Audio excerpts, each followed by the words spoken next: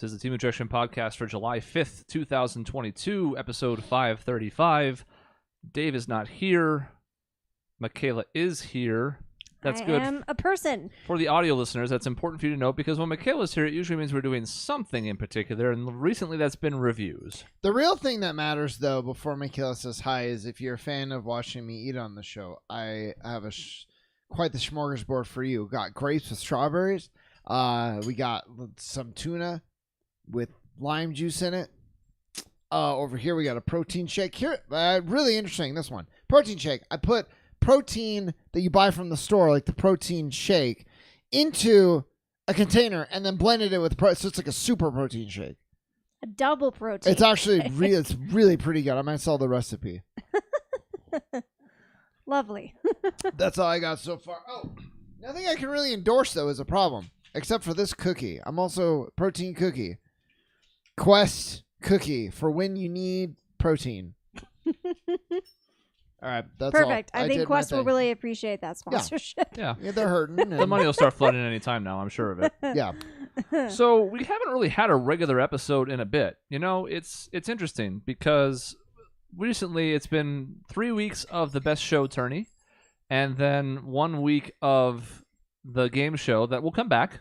We'll probably do that at the end of this month or thereabouts. We'll see how the shows sketch out.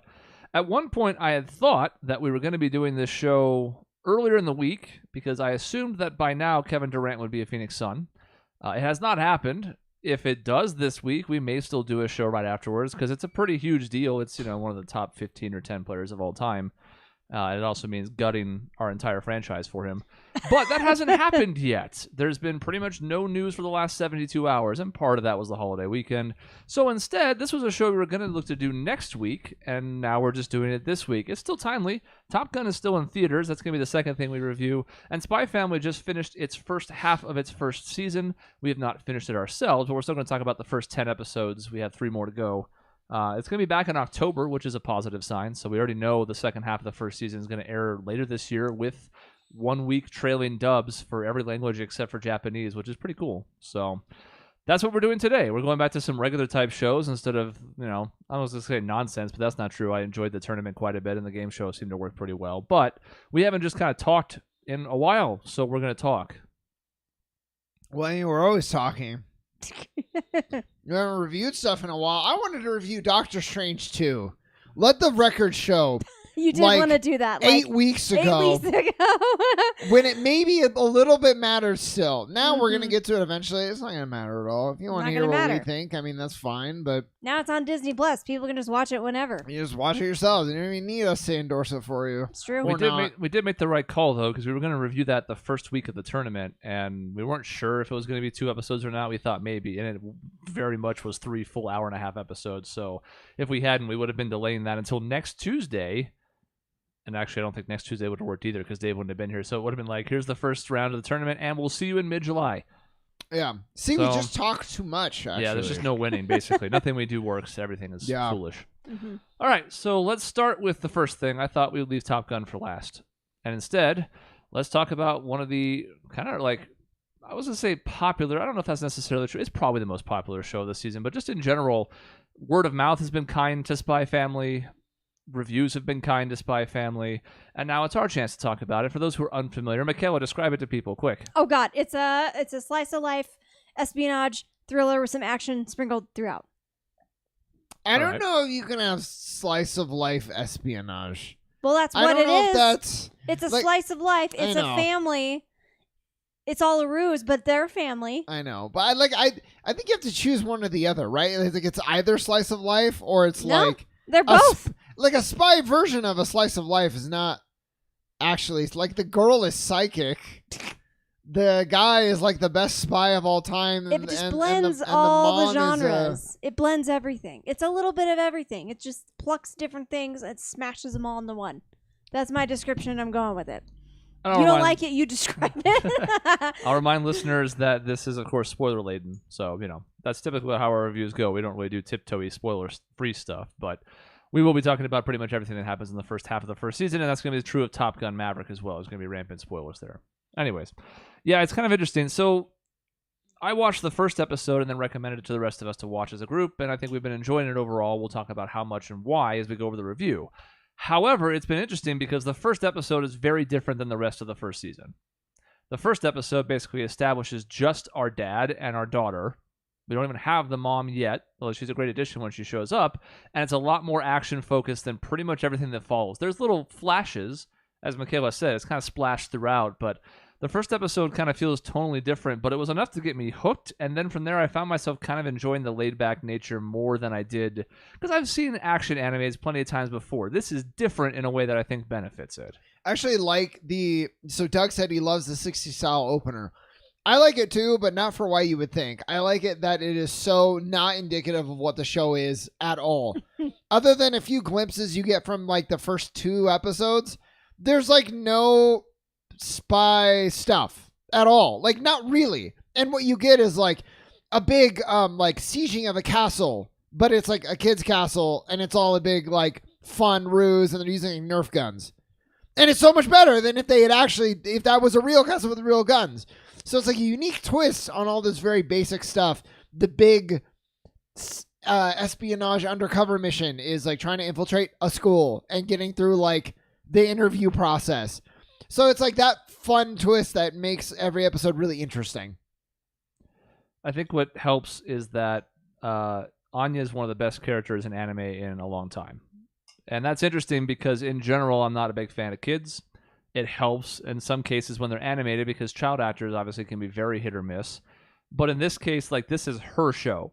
And while the main character is the spy, part of the spy family, and Twilight's super interested in what he does, it's pretty clear from the very beginning that it's there's one character in particular who's chewing through scenery, and we can all point to who it is very quickly. She's definitely the best part of the show. I don't know if she's like my best anime character ever, but she's very funny, and I appreciate her consistent reaction to things because she's got like a supernatural power that they play around with to great effect because she's a child and doesn't necessarily understand the context of all these thoughts that she's able to read. So it always leads to some fun scenes. Yeah, but like also she understands more than like anyone else at times. Like she's like the wisest character on the show sometimes because she's like, you guys should just talk. You guys should figure this out. And they don't know each other's secret, and she does. It's such a weird premise. I wonder how the writer gets there of like, I want to have a psychic child. Here's how I think it would be. She wants to have a show with a psychic child. And she's like, what are the 2 most ridiculous other characters, foils that I can play off of her to where her reading their minds is super interesting? And that's how we get one spy and one assassin. It's interesting because that was what got me sort of involved in the beginning was this just, the little synopsis, which was just, it's this weird fake family and one's a spy, one's an assassin. They don't know that each other are a spy and an assassin. And there's a daughter who can read minds, but she's 5, so she can't really put it to great use because she's 5. So like you said, she's wise, but then again, she's also a 5-year-old, so there are times where that's clearly holding her back. Because like if the mom's a mind reader, the whole thing falls apart right away, right? There's a 4th character we haven't seen yet as part of this family. If you've seen any art of the show, you've probably seen said character, and it just further increases this silly yet really fascinating dynamic in an even better way. I don't even think this character is going to come up before the end of the first half of the first season. If it is, it's just being alluded to and not a full-fledged effort yet. But the hell it is. Not even a big. There's a dog, and I don't think it's going to be a spoiler really to say this because it's going to come up very quickly. The dog has like PTSD flashbacks / peeks at the future. Oh my God. That Anya can also read his mind. So now you can see where we're going because the dog will see things in the future. The dog can't talk. It's a fucking dog. But Anya can understand, but she can't always convey. And it's just this whole, rigmarole that works really well. The dog is going to be my new favorite character. Just from that. No. that description alone, I'm sold. So all that's to say, that's why it sounds wacky on paper, but it got my interest in the beginning, and it was the execution that kind of kept me coming back for more. To Doug's point, I liked the intro. I think the outro is quite catchy, and that kind of just shows them around the house, which is more about what the show really is. I have only really one major complaint so far, Can you guess what it is? The brother. The brother? I fucking hate I don't that. even mind the brother in theory. I just, if I'm going to knock Sword Art Online for all their horniness, like, I'm going to do the same here. It's not, like, I can no longer be like, oh, that's just anime. Like, it's really disgusting. And it takes me out of the show. It's like, oh, he's really protective. That's fine. It's like, oh, he kind of is jealous and wants to marry his sister instead. And that's not just like a cute little thing a little boy said. He's clearly acting on that as a full-grown man still. Mm-hmm. And getting jealous, and it's weird Being and gross. Petulant child. It was bad. I hated. I did. Okay, maybe hated is too strong a word. I hated him. I was gonna say I hated that episode, but I don't.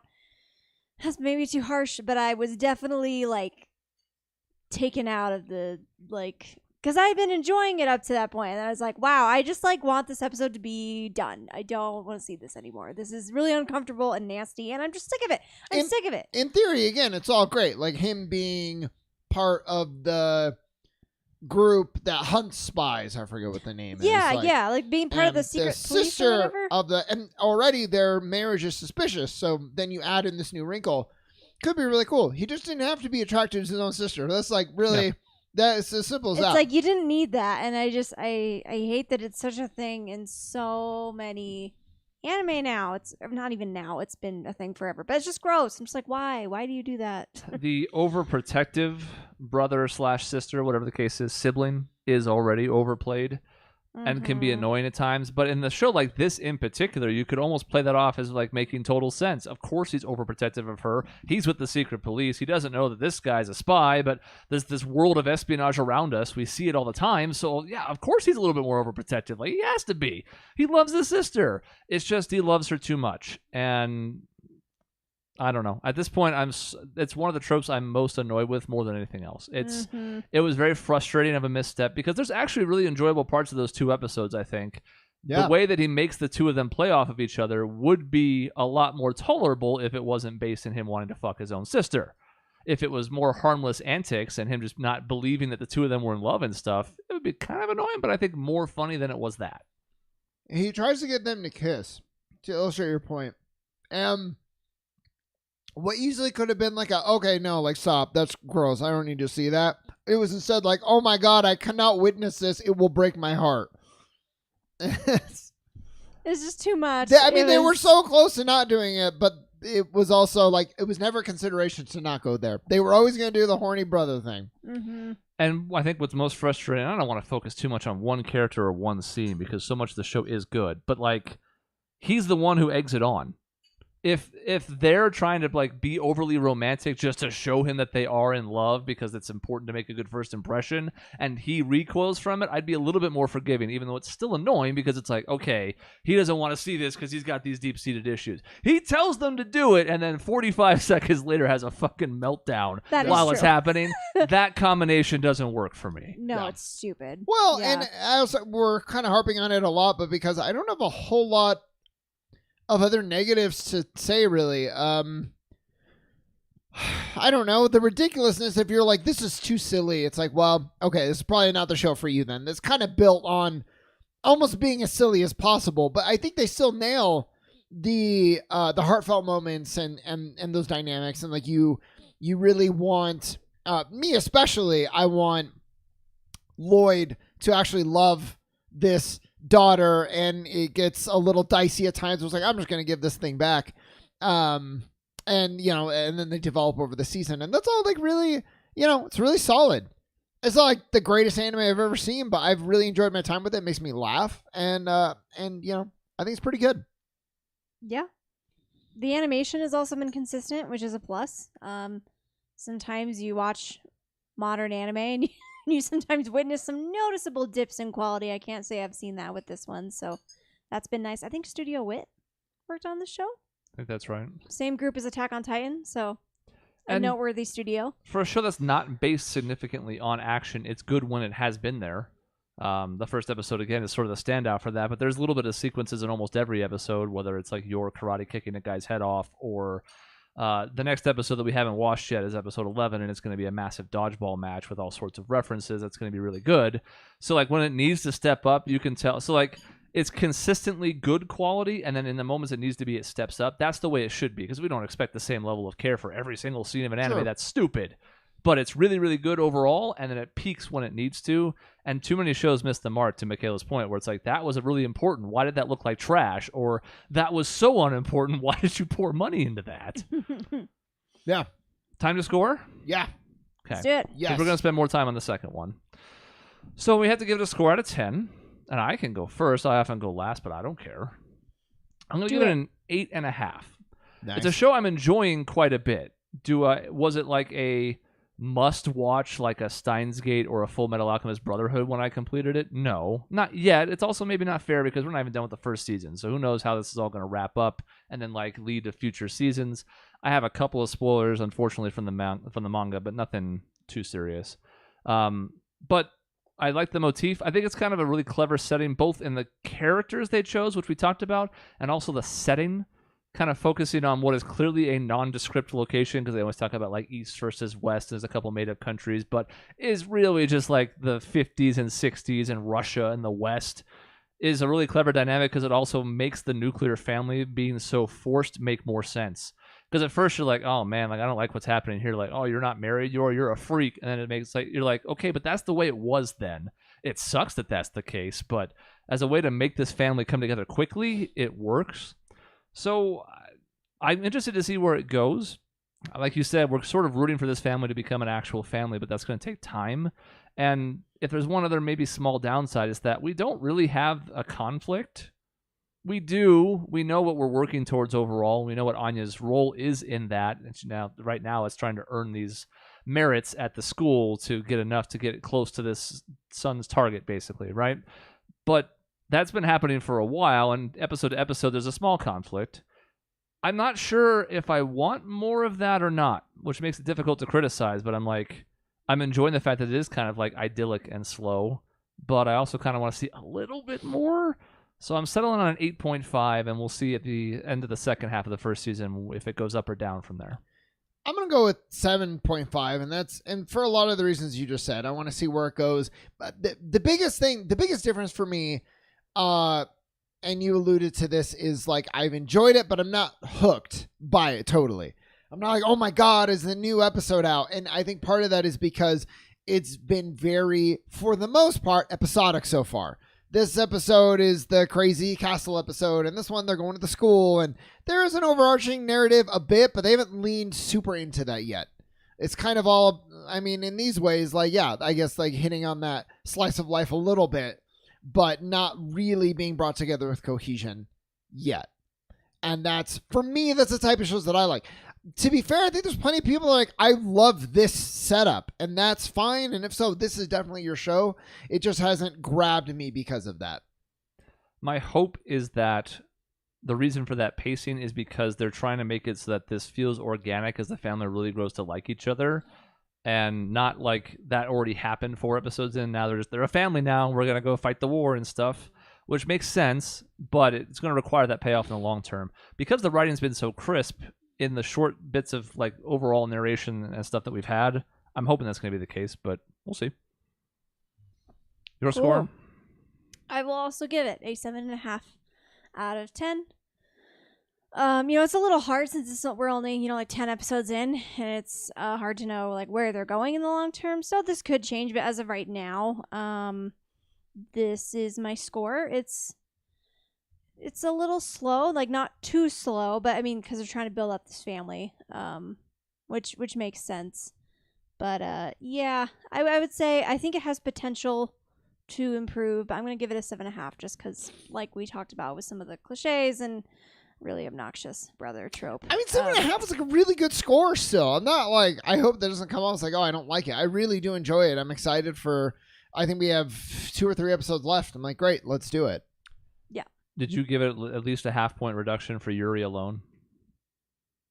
I probably did, maybe like Yuri and a couple of the other things I said, but yeah. Yeah, that it influenced it. I will say that. Yeah, it's unfortunate. And, it used to be I might like try to sugarcoat that in some way where it's like, all right, well, he's just there for a couple episodes. But first of all, it's clear he's going to be back because of the secret police dynamic. And also, I don't even know if I need to have any tolerance for it. Man, I'm even doing that on shit like My Hero Academia. We had an episode where like all the girls somehow they make their way into bikinis.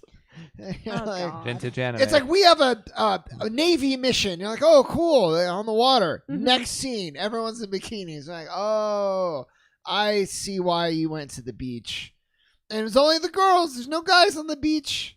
Anyways, yeah, it's annoying. Yeah, it's not great. So my hope is that this kind of slower pace is just indicative of them trying to make sure they build this core unit really well and not just filler, because the manga's ongoing. We've seen what has happened to some shows where they get really popular and fired up before the manga is actually able to keep up with that pace. So that's kind of my hope. Like that episode with the castle, episode 4, I think, with the birthday that we've mentioned a couple times. That's great. That was really funny. Almost nothing in the manga.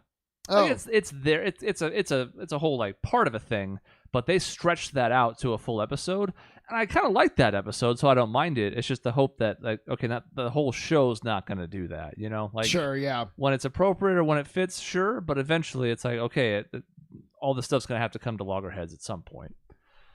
Maisie, her review is it's so good. Oh wait, no, that's of a different show. Okay, I'll get her review in a second. Oh, I just realized it's so good, super intense, and a cool concept. Could describe Spy Family, but it doesn't. She's talking about something else. So we're waiting. We'll look at that. She followed up for Spy Family? I don't know. So review incoming. Great. Let's move on. it's exciting. Doug gives it 4 grenade rings out of 5. That is one of the standout moments. That was a good scene. There's a few things that have really gone viral. That's one of them. Anya's face in the episode where she's dealing with Dimitri and all of his nonsense and then decks the shit out of him. And then the next episode where she's like faking a smile, that's become extremely memeable. Like there's definitely some things that have been like cultural phenomenons, but we'll see what the staying power is long term. So, I mean, Doug gave it 8 out of 10. Yeah. That's pretty good. We're pretty harsh when it comes to grading. So, an average of whatever that is, 7.8 or so is not bad at all. Yeah. Mm-hmm. Let's talk about the other thing that's on the list. And again, if you're watching, you already know. But if you're listening, Top Gun Maverick is still in theaters, which I don't think we would have thought would be the case when it released at the end of May, because we knew all the heavy hitters that were coming out in June and then early July.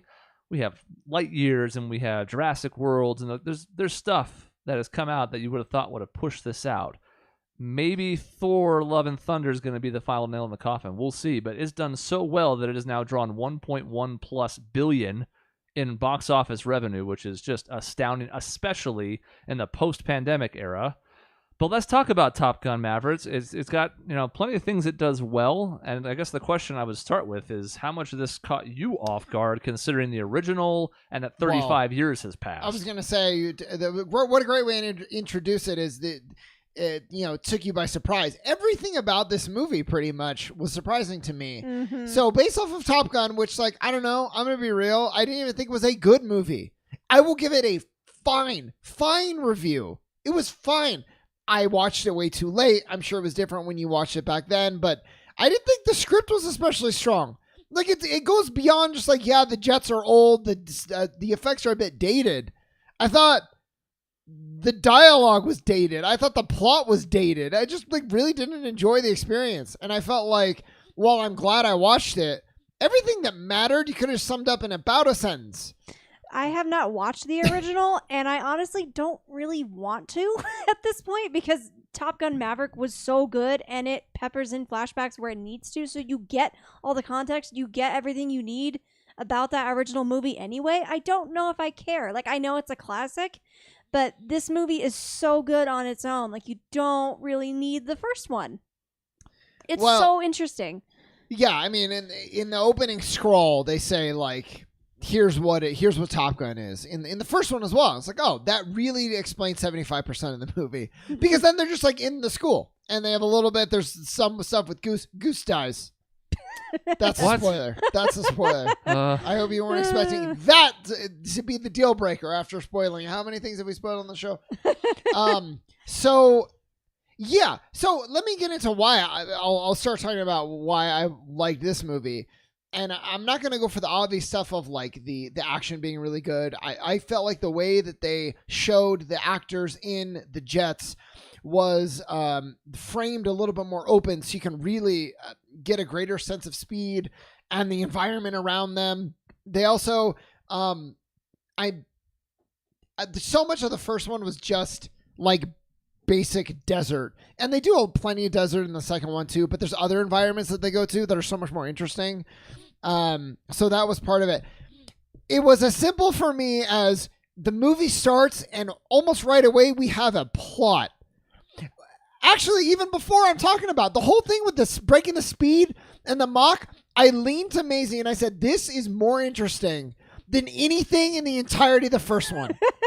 Trying to hit this thing with these people's careers at stake. It's better characterization of Maverick than just like being an asshole to kind of, because that's my name and like I'm gonna just kind of be a jerk. It's like, no, he goes against the rules and there's like a benefit and that's who he is and that's his character. It was like, you're in good hands from that. And you know what? I'll stop there for now. I'll go to you guys to see what you thought. I'm not going to call the original a cinematic masterpiece by any means, but I do think it's a relic of its era in a good way and a bad way. And it's also such a different Maverick that the first movie couldn't have supported a scene like that anyways. There's no reason 20-year-old hotshot Maverick would have done something like what he does at the start of this movie, because then he is just kind of this young asshole who's trying to, like, he does all those flybys even though it keeps getting him in trouble, and the flybys aren't for any reason. They're just to piss people off. But now 35 years later, old Maverick has actual reasons for doing these things, and he doesn't always get along with people, and the movie addresses the fact that, you know, you're still a captain after all this time, even though he's one of the most decorated captains of all time. I think the first one's still important just for setting that up, but now that the second one's been made, I still kind of agree, like, yeah, you certainly can't watch the second one and go back to the first. That doesn't make any sense, and there's nothing there you're going to pick up that you didn't already get from this one. But I think there is something to be said for seeing the first one first, so that's the only thing I'm going to stick up for the original. I walked out of the movie thinking, a lot of times you'll have a sequel that's really, even if it's really, really good, you're like, what a great expansion of the universe. That's what you'll hear a lot. You took what was introduced in the first one, second one expanded it. I don't really feel that way about Top Gun 2 so much as I think it's like now like essential. It is an essential piece of the story. You cannot almost have Top Gun 1 without 2 anymore, is how I view it. It was so critical to that overall characterization and story. And it honestly almost even feels like the first one's an incomplete movie without this here now to bookend it. I think one thing it also does is it gives you, like you said towards the beginning, a greater appreciation of how far we've come in terms of the ability to capture what's happening in these planes. Because if you watch the first one and then see the sequel, it becomes very apparent very quickly, like, the action in the first movie is okay, really good for its time. It doesn't hold up that well at all, and now you see this, which knocks it out of the park, and you can very quickly get this comparison of like, oh yeah, that's kids' table, and here's where the adults are. Yeah. So, okay, so I'll keep going then. So you get that great intro. Oh, this Maverick guy, he's actually a cool character. There's more than one dimension, and that's already clear from the very beginning. Then you go to this movie, and what they did was they introduced a plot. And they introduced something driving the plot forward. And it's not just watch these people do this thing.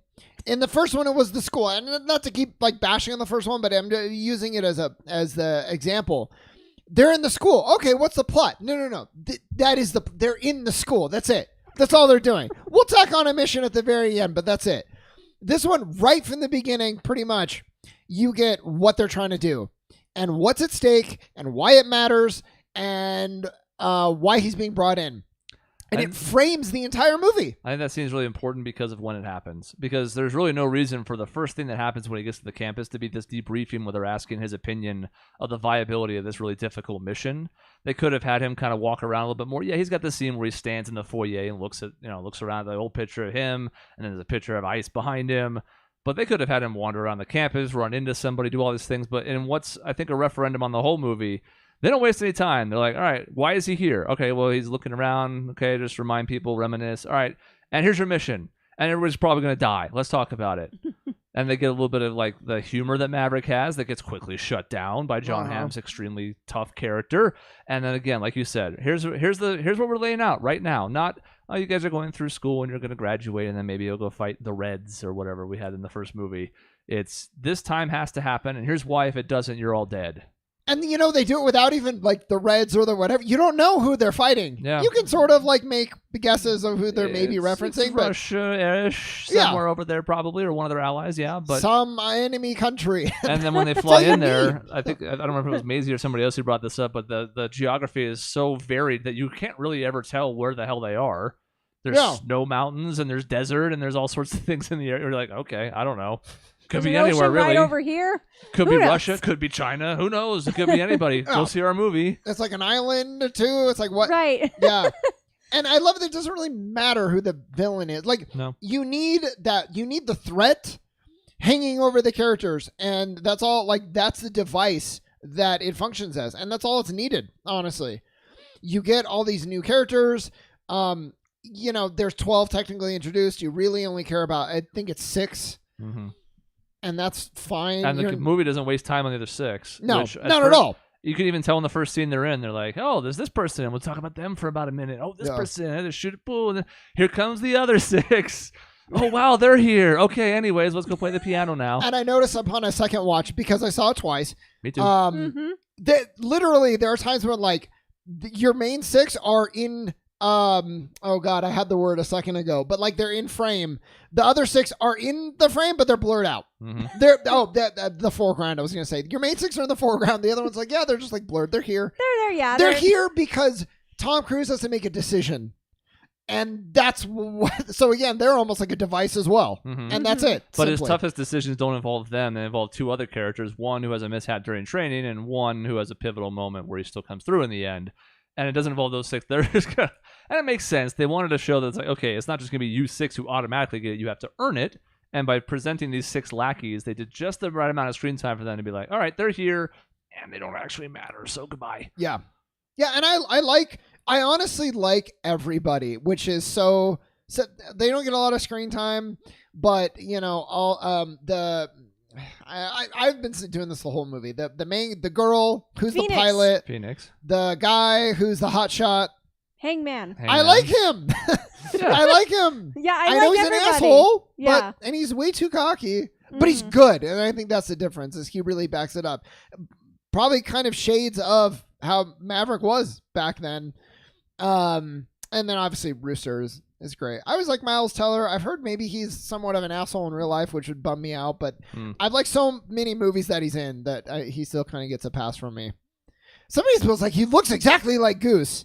I'm bad with faces, but maybe that's the case. He does. I know the mustache is there, but it's reasonable enough. Yeah, it's you're certainly convinced he's his son. You're not ever like, oh, I don't know about that.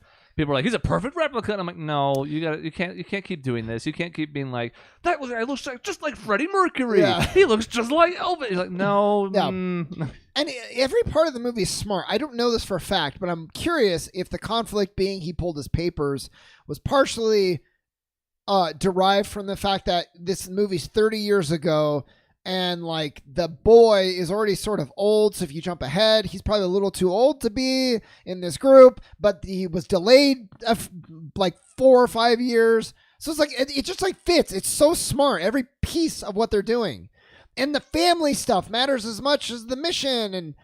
And you get like the Iceman nostalgia. I didn't even like Iceman in the first one. Now I'm like, oh my God, my heart.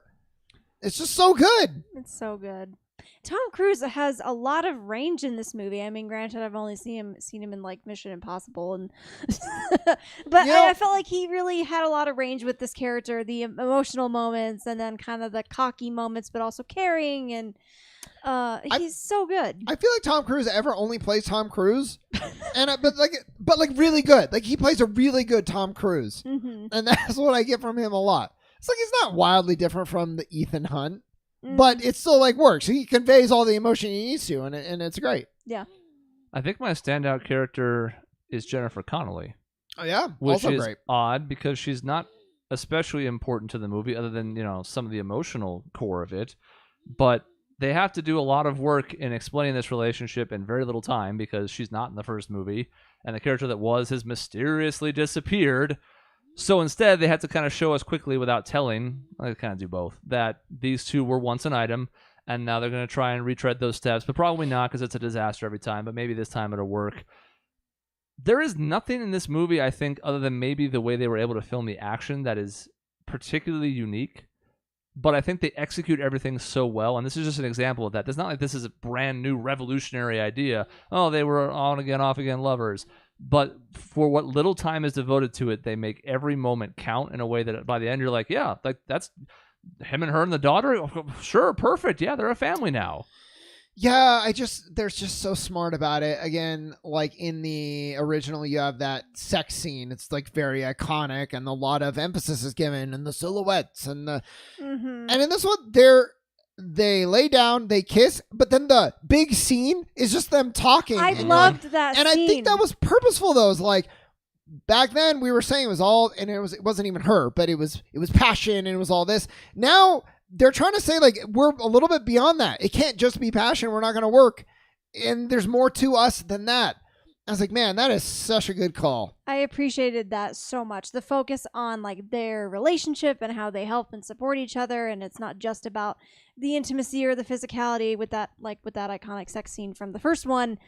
I appreciated just the switch of emphasis a lot. It was really nice. I think that's spot on, because this movie, among one of the many things it does well, is just enough nostalgia. There are about a half dozen to a dozen different things that are direct callbacks to the first movie, including, Hangman being pretty much just Iceman, including some of the facial expressions. And we have, struggles in the training that come up at certain points. But again, they subvert it with the bird twist after the training exercise. We have characters in a bar. That's a direct callback because they want to make the Rooster Goose connection. But characters bonding in a bar, and then, all these things happen. What's the one that doesn't? The sex scene. To me, that's clearly intentional for the reasons you mentioned. Because everything else, you kind of have these like, oh, look at this like little pacing nod that you can find in the original. There's so many clear markers, and that was one they skipped for the better. Especially when you have the sex scene is there. It's how they went about it. Yeah. Yep. It's like brilliant. The jets, it was great. Needing to do this course where I love even seeing before they get to the actual course, aka the mountain, the ravine. Maybe it's acting. I got the sense when they're doing the turns, they're like, like breathing. I'm like, I don't know, but that looks pretty intense, and I would not be surprised if you're actually grunting for all those G's from these turns. I think they are, at least for like 90%. Yeah. That they were doing all the flying. The actors were trained. Because in my head, it's like you're Maverick. So if anything was acting, you'd want to show like, oh, this is nothing. I've been doing this for like 40 years. But he's like, he's doing this stuff, and he's like hurting. And like, that's awesome. Yeah. That's great. Man. So just like on the edge of your seat the whole time. My dad was like, oh, I thought he was going to break my phone in half. I was like, I get it. It's the whole thing is intense. Yeah, and Josh mentions the twists, and that's just enough to keep you on your seat, the edge of your seat, because you realize going in, again, this is somewhat formulaic. And formulaic doesn't necessarily mean bad, but there are certain plot points that hit, and you're like, yeah. Like, of course, like the hotshot guy is going to eventually have his comeuppance, and then he's going to eventually come through in the end, right? Like, that should happen, because that's satisfying for a narrative standpoint. But between the differences with the original, like we mentioned, like, oh, we're safe. The guy woke up, Maverick got a lock on him, and it woke him out of his, and he pulled up in time. And then a bird hits them. And now another plane is now spiraling. Like those type of decisions, or in the end where it's like, oh, Maverick got shot down. Maybe he's dead. Okay, well, Goose saved him now, or Rooster saved him. Now Rooster got shot down. Other than maybe the very last one, where I didn't really ever think that both Rooster and Maverick were in danger, I thought everything else was executed really well, to the point where I wasn't necessarily sure what was going to happen, even if I had an idea. Because I thought there was at least a small chance Maverick was dead. I mean, everything that was happening, they were like priming you for it. Yeah. Like when he went to the bar and he was dressed in his white like captain suit. Talking with Hondo, being like, it was a pleasure. Yeah. Who, by the way, is like the best character. I love that guy. Yeah, he's great. Both times that we watched it with Mace, I was like, that's my favorite character. Yeah. he's so solid. Yeah, he's just there. He's great. But yeah, there's death flags all over the place. Yeah. And it would have been, I don't think, unsatisfying if he had met his end there. Because that's sort of what he wanted. He wanted to actually be in the plains and not teaching. But the whole point of the whole scene with Iceman is that he has to move beyond that. And what better way than still letting him survive and having Rooster be the one to help him do it? It all just makes sense. Yeah, there's a version of that where he goes to sacrifice himself, ends up living, that I don't like. This being an excuse to get them in the same plane and an F-14 and a little bit of Tom Cruise running, It was worth it. Like that. So you're like, that decision is justified by what you did with it. And so I'm good with it. Because they had to end up in the movie of course. And I didn't realize that as I was watching it. But when I saw it, I was like, of course it has to end here. Mm-hmm. Of course you're in the plane from the first movie with the descendant of your best friend in your, it's like, it's perfect. Man. Do we score it? Such a good movie. I'll give my only flaw, and I brought this up. And so it's not even really a flaw. I was pulled out slightly during the decision of like, okay, he flies the thing, which by the way was done so well when you're talking about crafting a story and you do The Darkest Night and they nail it so good. His friend Iceman's dead, not going to bail him out anymore. Also just, sad. Mm-hmm. He's been fired, all this stuff. And then he goes through I want to ask you guys, what was the best moment of the movie? Because for me, that was it. That got my heart pumping so much. Was I'm going to go through after like the biggest low point of the movie emotionally. And I'm going to do this course. I'm also going to do it like 15 seconds faster than you all even thought was possible. And you couldn't even do it in. That was for me. It was like, this is it. Yeah. To our knowledge, at least with what's presented in the film, Rooster completed it in like 3:30 and no one else did. And he does it in 2:15. Like, and I'm just amazing. Like, because I thought they were so good at it. I was like, they could subvert right now. He could just miss it or whatever. And so I was really on the edge of my seat. The implication is he hasn't flown an F-18 in some time. He mentions it. We don't think he's gotten in one since he got to the school to teach. So in theory, he hasn't flown that for a long time, ever since before he started doing the speed tests and all that stuff. And his first attempt is to break that by 15 seconds. Just to show kind of what a badass he is. And again, you can infer those things, but the movie doesn't hit you over the head with it. But you can look at the little pieces and go, oh, wow, like they're showing us that he really might be the best pilot alive, especially now that Iceman's dead. Yeah. So...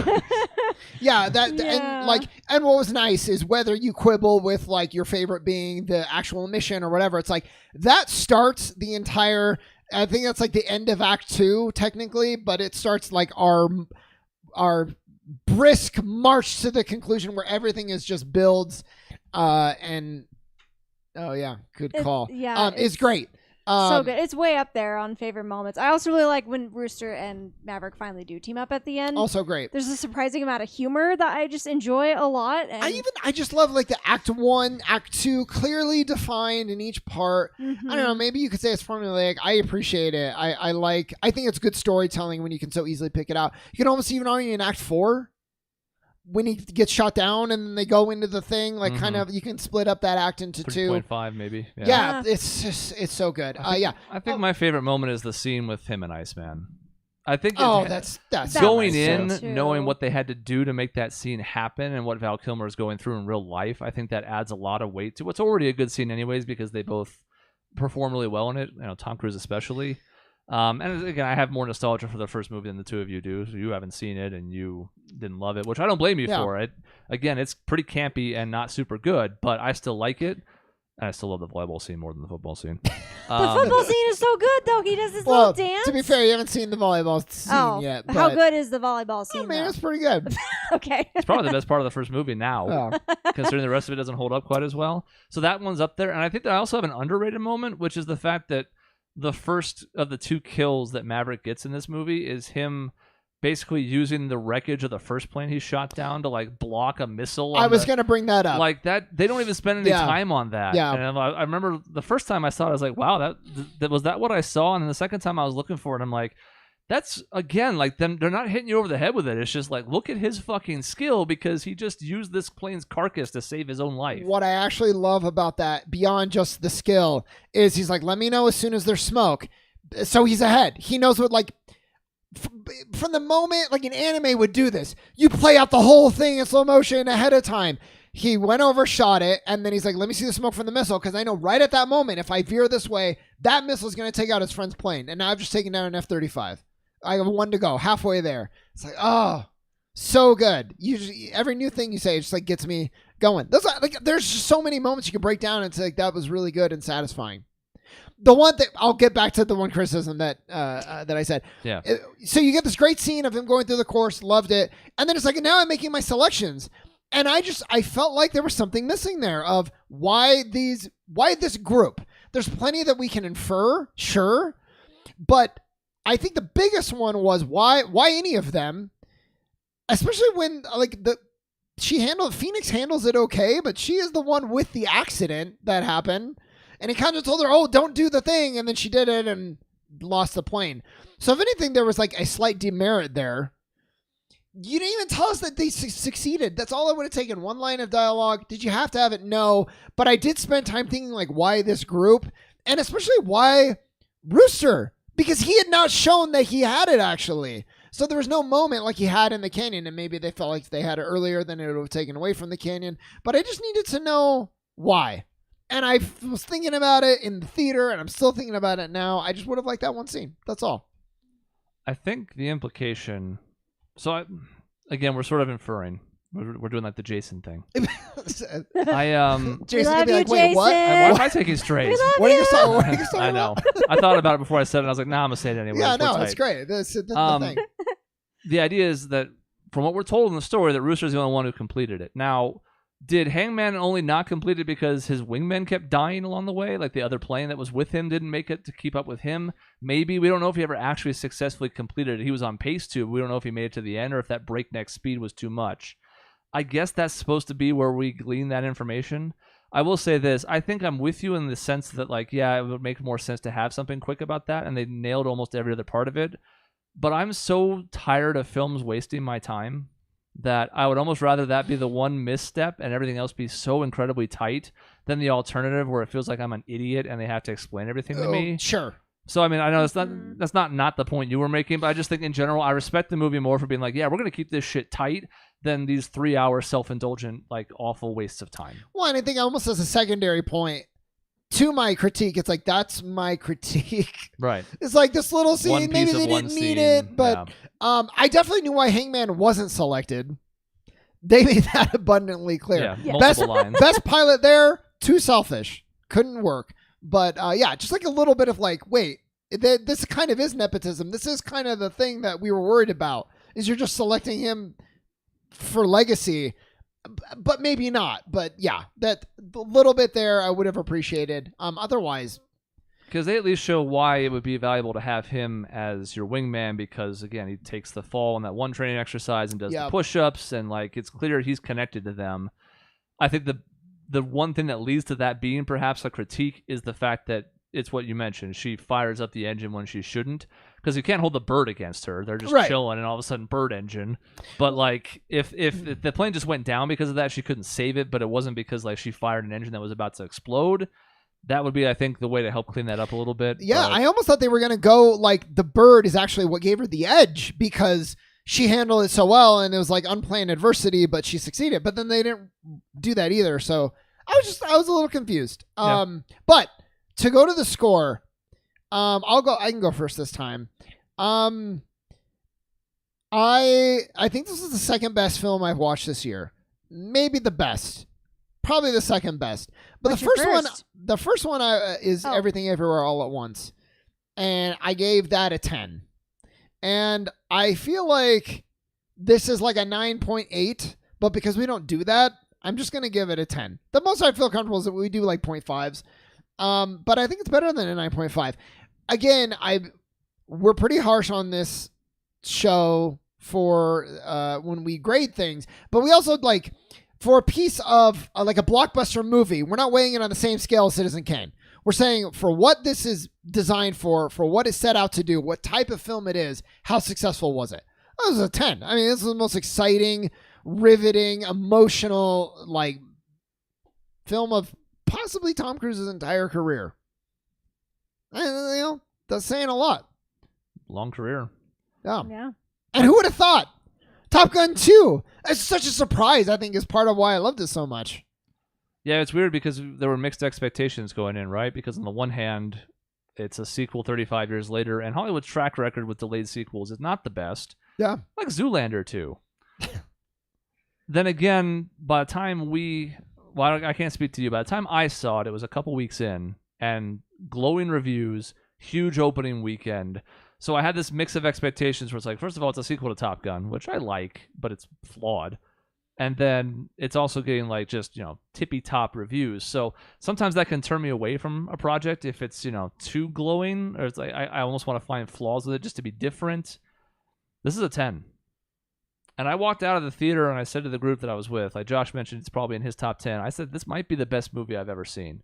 Not the best made, like Sean said. We're not talking about the expert cinematography and exquisite scene choices and the soundtrack flowing, but it does all those things in a way. It's just, again, for what it's supposed to be, I think there's so few missteps in it that, again, you're stretching to find flaws.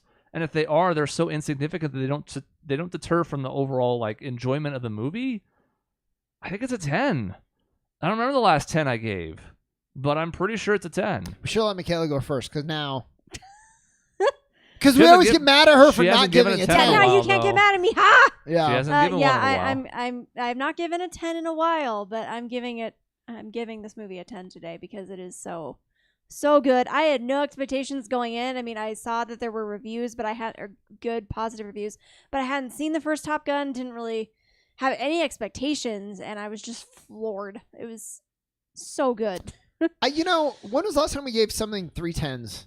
Because I mean, like Persona 5, that's a 10 for Chris and I don't know that's a 10 for Michaela. And so I think that says something, but even more than that, what this film speaks to as like to different demographics. Like, it speaks to so many people for different reasons, and I think that is really impressive in itself. Like, Maisie loved it. You loved it. So many people like it. My dad loved it. It's like everybody likes it. That's rare, man. I was just satisfied when the movie was over. And that doesn't happen very often. I can be happy with a movie. I can have enjoyed it. But there's not a lot of times I just kind of sit there going like, damn, like, that was almost perfect. And if it's almost perfect, by that slim of a margin, again, if a 10 is absolute perfection, it's never attainable. Yeah, but by this metric, and again, with how rarely we give those out, to me, it's a pretty clear-cut 10. And that's like, this is going to sound overboard and so cliche, but I really mean is like, these are the types of movies that remind me why I like going to the theater, why I enjoy storytelling. When you feel so engaged and you're just like on the edge of your seat. And honestly, a lot of the movies I've been watching lately haven't had that. It's so few and far between. So for this to have it in spades, that really spoke to me. We may not get to Doctor Strange 2 at this point because there's no such thing as like a DVD release that anybody actually gives a shit about anymore. I guess it'll come to streaming if it hasn't already. I think it has already, right? It has, yeah. But like, I felt nothing of that with Doctor Strange 2, a movie I thought was thoroughly good. Yeah, it was good. I was going to bring it up. I don't want to come off as like bashing Marvel because they can be an easy target. But yeah, absolutely what you said. There could be other factors in that. Could be Marvel fatigue. Could be just the movie itself was just kind of a misstep in some ways. But I just remember thinking about because I went to both of these. It's the first time I've been in the theaters for a while, and they were only a couple weeks apart. We did the one together in Phoenix with Doctor Strange, and then I saw it up here with my family. The feelings I experienced walking out of those two were so vastly different that it was like a nice comparison in a way. To be like, that's a movie that I liked, and I walked out being like, cool, I saw that. Yeah. And this is a movie that I loved, and I walked out being like, that could be the best movie I've ever seen. At least the one I liked the most. And I've seen it twice now, and I've had a few extra weeks to sit on that opinion, and it hasn't changed yet. It's just so sad. It's so good. I really cannot wait to get it on Blu-ray, and I wouldn't even mind seeing it in theaters again. You know what? That's so good. The last thing I'll say, maybe. Like, it's something that even benefits from being in theaters. Yeah. So when you talk all the different things combined is like, everything everywhere all at once, probably you would like it just watching it on Blu-ray still. This benefits from being in a theater and feeling like you're experiencing the G's and the speed and all of that. Like, that matters. Mm-hmm. When they say like this movie like saved the theater, a little bit of exaggeration, but kind of true in some ways. Mm-hmm. It's a theater. It's a movie meant to be experienced in the theater. Yeah, this is a movie where if they ever decided to do like, re-release it in the theaters. Yeah, I'll be there in 20 years. I would do that. I would go back 100%. Yeah. Also, the music was fantastic. I don't think we talked about that, but Zimmer, right? Yes. Yeah. Yeah. And Lady Gaga. And another name that I don't remember what it was. I love that. I didn't realize the first time I saw it, whether Lady Gaga like wrote that song and then they based the score off of it or vice versa, they like sprinkle it into each other. And I was like, oh, man, that's good. That's a callback to the first movie. Yeah. That's the theme that's there. So they bring that back. They bring back the piano bit. So there's some musical stuff that's in the first movie as well that comes in, like the opening theme. There's all these little nods. It's just enough nostalgia, but it does so much right on its own that it doesn't really have to rely on the nostalgia, which is the critical mistake that a lot of movies or remakes or reboots make. It's not like exploitative with its nostalgia. Yes, exactly. It is nostalgic for all the right reasons, but also it does its own unique spin. Yep. So good. Like, this is the perfect sequel. Like, folks, when you're looking to make a sequel, look at this movie and take notes because it's so good. We talked about this off air, but for the listeners, like we also said, like they also made the time gap appropriate, which we alluded to back at the start of the review. But again, like 35 years have passed since the original. Well, we need to make that actually important and matter and not just be kind of like a joke or a throwaway or something, or like you ignore it, like the characters haven't aged at all. Make it matter because that carries so much weight. Yeah, you feel that in everything with the different generations of planes and how Maverick doesn't really fit in anywhere and how that like hot-headed personality has just kind of stayed with him, but the reasons are better. Yeah. When I watched the movie for the first time, I thought they were going to go more into like the drones versus pilots thing that they kind of started the movie with. Yeah. And I realized that they did because I was underestimating just how difficult an F-14 against an F-35 would be. That's basically saying like the pilot really does matter without going directly like a pilot versus a drone. They still speak on that without being so direct. And if they ever want to make a third one, and I almost don't think they should, I would almost rather I would just almost leave be this scared. be. Yeah, be because scared. They could explore that topic further, but we've kind of done that in other movies before as well, right? Like the agent in Relic who's hanging on by a thread, and the game has passed them by. But I mean, if anybody could do it, I would certainly trust this team. But I kind of just want them to leave this alone now. Mm-hmm. Mike says The Empire Strikes Back is the perfect sequel. Here's what I will say to that: I felt a lot more emotion in this movie than I did watching The Empire Strikes Back. I mean, Empire does so many things well. There's a reason why it's so well regarded, but I don't know if I can abide that ending. Because that basically sets the table for every other movie that's done a horrible cliffhanger in the middle of a series ever since. So 3 10s. 3 10s. Pretty good. Or an F-18 out of 18, as Doug put it. That's pretty good. Oh, let's see. I don't like that. I was going to check back with Maisie. If she got back a review, let's say. Let's see. This is our last chance. She would figure in 8 for Spy Family. Okay. Okay. Right about How where we were. about Top Gun? Okay, she has about 1 minute and 30 seconds. 2. I apparently No need to specify pressure. Top Gun 2, or she'll Right. try to give me a review for the movie. She'll give it like a hasn't seen 6.5. yet. We'll be like, what? Yeah, I was like, you haven't even watched that. Excuse Why are you You giving don't it have to be a 10, but it can't be a 6.5. Oh, wait, did she what? Was she there when we watched it that night? Top No, I Gun? don't remember. Yeah. I think so. Oh, wow. She was there almost the whole week. Yeah, that's... Yeah, she wow. was there. Dang. Okay. She said I could agree with the 10. I don't know if that exactly means a 10, but we'll say at the very least a 9.5. I'm just grateful we don't have to wait on it because she could have fallen asleep and we'd just be sitting here like, come on, do something. Yeah, please, Maisie, on. please. All right, so that's the end of this episode. Next week is a bit of a wild card. I think Dave has to miss again. I'd love to talk about a Kevin Durant trade, and Dave might even be able to do it if it's not on Tuesday, so we'll see. I still intend to go live that night if we can when the trade happens, if it happens. To your point, I don't want to do it until it happens, though. I think you've said that before, and I no. totally agree with you. We can't. I'm a Suns fan. I can't put that out in the universe till it's 100% ironclad. That means we probably can't do it until Durant's passed his physical, because what if he fails it? But no, we will do it if that's the case. So but we'll see. Doctor Strange 2, maybe, finally? Is Cody back next week? Could be that. Could be something completely different. Could bring the game show back. I don't know if I can finish that in time with the tournament this weekend, but there's a lot of things that could happen next week. There'll be a show. It might be on Tuesday, and it might have some of the same people. We don't know. But in between episodes, you can find us at our website, objectionnetwork.com or youtube.com/objectionnetwork. We'll be back next week on the 12th with another episode. See you then.